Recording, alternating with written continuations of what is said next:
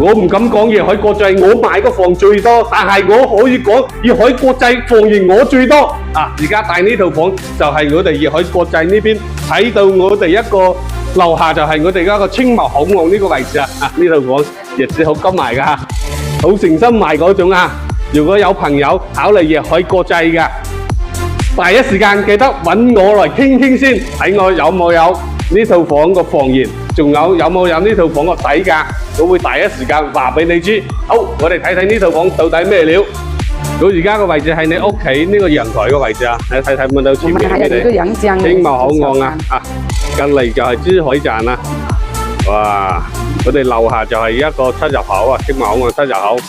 呢套房係東南位嚟㗎嚇，青茂口岸對面係澳門啊。118方嘅呢套房，睇下 OK 嘅，幾 OK 喎。呢個冇啦。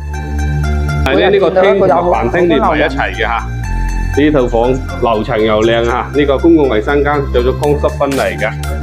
然後睇下我第一個房間都係朝東南啊，呢啲櫃啊，呢啲嘢都幫你搞好晒㗎。然後再睇我第二個房間都係朝東南位㗎。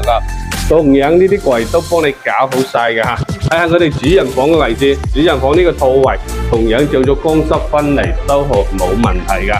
哇！你睇呢個主人房幾舒服，一片向個東南位，一片向呢度好，仲係好睇到我哋珠海站㗎嚇。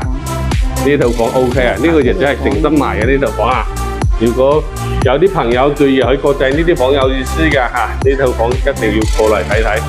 我哋呢套房可以嚇入門口嘅位置，啊呢個就係我哋一個廚房嘅位置，廚房仲帶埋個新和陽台俾你，同樣係朝東南位嚟㗎嚇。